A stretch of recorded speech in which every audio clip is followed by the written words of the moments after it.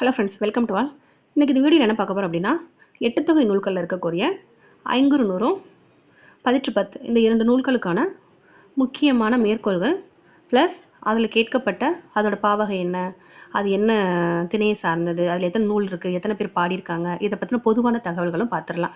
ஏற்கனவே நற்றினையும் குறுந்தொகையும் நம்ம பார்த்துருக்கோம். இப்போ ஐங்குறு நூறும் பதிற்று பத்தும் பார்க்கலாம் வாங்க.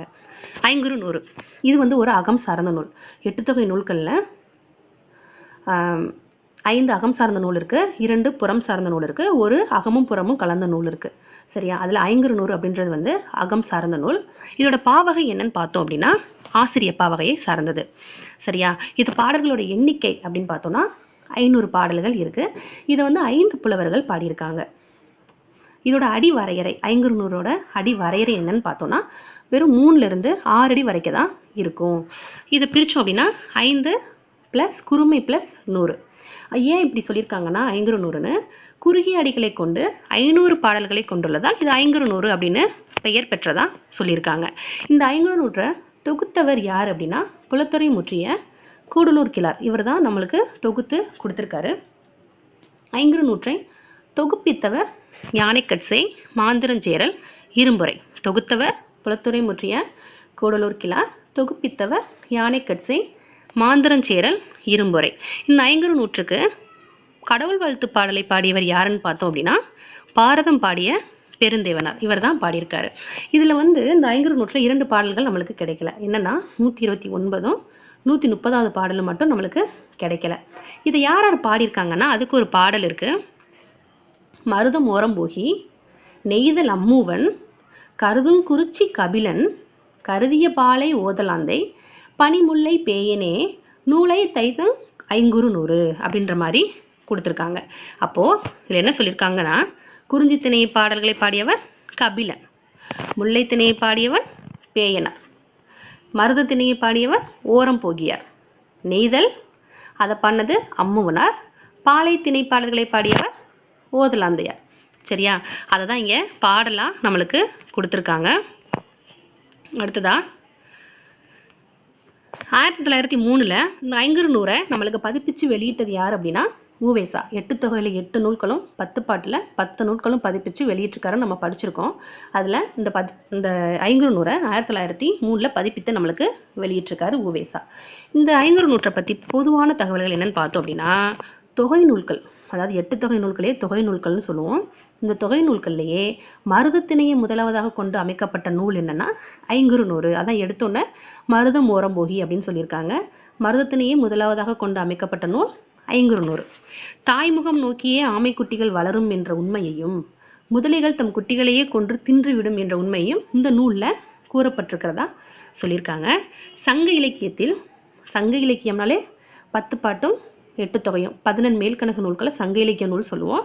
அதில் உள்ளுரையும் இறைச்சியும் மிகுதியாக காணப்பட்ட நூல் ஐங்குறு நூறு. சரியா?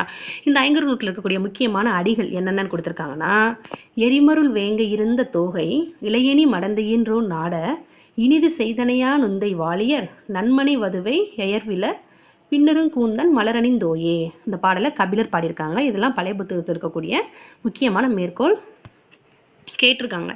வாலி அதன் வாலி அவனி நெற்பல பொலிக பொன் பொரிது சிறக்க விளைக வயலே வருக இரவலர் எனவே டொயன் யாயே.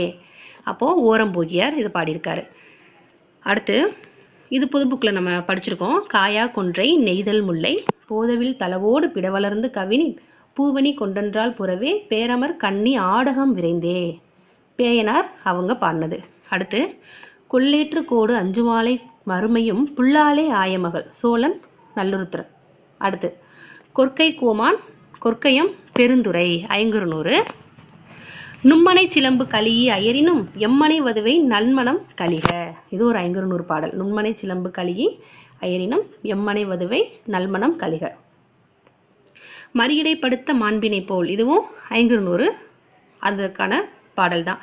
மறியடைப்படுத்த மாண்பினை போல். அப்போது ஐங்குறு நூறில் என்ன நூல் இருக்குது, எத்தனை நூல் இருக்குது, அதை யார் யார் எதுலெல்லாம் பாடியிருக்காங்க, அதை பற்றி பொதுவான தகவல்கள்லாம் பார்த்தோம். அடுத்ததாக பதிற்று பத்து அப்படின்ற நூலை பற்றி பார்க்கலாம். இந்த பதிற்று பத்து அப்படின்றது ஒரு புறம் சார்ந்த நூல். என்னென்னா பதிற்று பத்தில் அதாவது 8 தொகை நூல்களையே புறநானூறும் பதிற்றுப்பத்து மட்டும்தான் புறம் சார்ந்த நூல். பரிபாடல்ன்றது அகமும் புறமும் கலந்தது. மற்ற 5 நூல்களும் ஒரு அகம் சார்ந்த நூல் அப்படின்னு தெரியும். அடுத்து ஓகே, இதுக்கான பாவகை வந்து ஆசிரியப்பா. சரியா? பாடல்கள்னு பார்த்தோன்னா இதுல வந்து மொத்தமே 100 பாடல்கள் இருக்கு. அதாவது 10 புலவர்கள் பாடிய 10 பாடல்கள். ஆனால் நம்மளுக்கு கிடைச்சது என்னவோ 80 தான். ஏன்னா முதல் 10ம் 10வது 10ம் நமக்கு கிடைக்கல. புலவர்கள் பார்த்தா 10 பேர், அதில் 8 பேர் பாடிய பாடல்கள் தான் நம்மளுக்கு கிடைச்சிருக்கு. அடிவரையறைன்னு பார்த்தோன்னா 8 முதல் 57 அடி வரை இந்த 10 பாடலில் இருக்கும் அப்படின்னு சொல்லியிருக்காங்க. இந்த 10 பாடலோட வேறு பேர் என்னன்னா இரும்பு கடலை அப்படின்னு சொல்லியிருக்காங்க. ஏன் அப்படின்னா அளவுக்கு அதிகமான பழஞ்சொற்களை கொண்டு இந்த நூல் இருக்கிறதுனால அது இரும்பு கடலைன்னு சொல்லியிருக்காங்க. தொகுத்தவர் தொகுப்பித்தவர் யாருன்னு நமக்கு தெரியலை.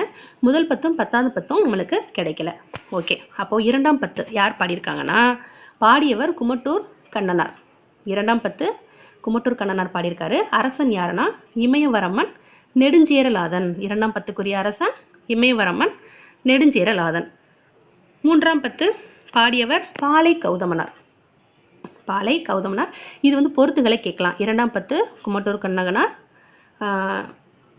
யார் அரசனா இமயவரமன் நெடுஞ்சேரலாதன். 3ஆம் 10னா பாலை கௌதமனார், அரசன் பல்யானை செல்கெழு குட்டுவன். சரியா? 4ஆம் 10 காப்பியாற்று காப்பியனார், அரசன் களக்காய் சென்னி நார்முடி சேரல். இவர் தான் 4ஆம் 10க்கான அரசன். 5ஆம் 10 பாடியவர் பரணர், அரசன் கடல் பிறர் கோட்டிய செங்குட்டுவன். 5ஆம் 10 பரணர், அரசன் யாருன்னா கடல் பிறர் கோட்டிய செங்குட்டுவன். 6ஆம் 10 காக்கை பாடினியார். பாடினது காக்கை பாடினியார். இதுக்கான அரசன் ஆடுகோட்பாட்டு சேரலாதன். ஆடுகோட்பாட்டு சேரலாதன். 7ஆம் 10 கபிலர். 7ஆம் 10 பாடியவர் கபிலர், அரசன் செல்வக்கடுங்கோ வாலியாதன். அரசன் செல்வக்கடுங்கோ வாலியாதன். 8ஆம் 10 பாடியவர் யாருன்னு பார்த்தோம் அப்படின்னா அரிசில் கிளார். 8ஆம் 10 அரிசில் கிளார், அரசன் தகடூர் எறிந்த பெருஞ்சேரல். 8ஆம் 10 தகடூர் எறிந்த பெருஞ்சேரல். 9ஆம் 10 பெருங்குன்றூர் கிளார். 9ஆம் 10 பெருங்குன்றூர் கிளார், அரசன் இளஞ்சேரல் இரும்பொறை. இளஞ்சேரல் இரும்பொறை. இப்போ 1ஆம் 10ம் 10ஆம் 10ம் தவிர மற்ற 8 10க்கான அரசன் யாரு, அதை பாடிய புலவர்கள் யாரு அப்படின்னு சொல்லிட்டு பார்த்துட்டோம். இது முக்கியமானதை பார்த்துக்கோங்க. அடுத்து பொதுவான குறிப்புகள் என்னென்னு பார்க்கலாம். சேரரசர்களை பற்றி மட்டுமே பாடும் இலக்கியம் தான் 10. சரியா? 10 நூலில் பண் இல்லை. இந்நூலில் பாடான் திணை என்னும் ஒரே திணை மற்றும் பாடலால் ஆனது. இந்த நூல் ஃபுல்லாமே பாடான் திணை அப்படின்ற ஒரே திணையை மட்டும் கொண்டு பாடப்பட்டது. ஒவ்வொரு பாட்டின் இறுதியிலும் துறை, வண்ணம், தூக்கு அதாவது இசை ஆகியன குறிக்கப்பட்டிருக்கும் அப்படின்னு சொல்லியிருக்காங்க. வழக்கில் இல்லாத பழஞ்சொற்களை பெற்றுள்ளதால் இந்நூல் இரும்பு கடலை அப்படின்னு அழைக்கப்படுது. சரியா? சங்க நூல்களில் அனைத்து பாடலும் பாடல் தொடர்பால் பெயர் பெற்ற ஒரே நூல் 10 மட்டுமே அப்படின்னு சொல்லியிருக்காங்க. முக்கிய அடிகள்னு பார்த்தோன்னா தீப்பிலி எந்திரம் பந்தல் வருத்த. தீப்பிலி எந்திரம் பந்தல் வருத்த இது அதிகமான தேர்வில் கேட்கப்பட்ட ஒரு அடி. அடுத்து அலல் சென்ற மருங்கின் வெள்ளி ஓடாது மலை வேண்டு புலத்து மாறி நிற்ப. இந்த அடியும் 10 தான். அலல் சென்ற மருங்கின் வெள்ளி ஓடாது மலை வேண்டு புலத்து மாறி நிற்ப. அடுத்ததா ஈர்த்தது இறங்கான் ஈத்த உறவும் மகிழான் ஈத்தொரு மா வள்ளியன் மாறி பொய்க்குவது ஆயினும். இதுவும் 10 வரி தான். அடுத்து அருங்கலம் தரியர் நீர்மிசை நீவக்கும் பெருங்கலி வங்கம். இது புதுப்புத்தத்தில் கொடுக்கப்பட்ட ஒரு முக்கியமான வரி. அருங்கலம் தலிய நீர்மிசை நீவக்கும் பெருங்கலி வங்கம் 10 நூலை சேர்ந்தது தான். இப்போது ஐங்குறு நூறுலையும் 10 இருக்கக்கூடிய பொதுவான தகவல்கள், முக்கியமான அடிகள், அதை பற்றி பார்த்துருக்கோம். அடுத்த 2 நூல்களுக்கான பொதுவான தகவல்கள் பார்க்கலாம். தேங்க்யூ.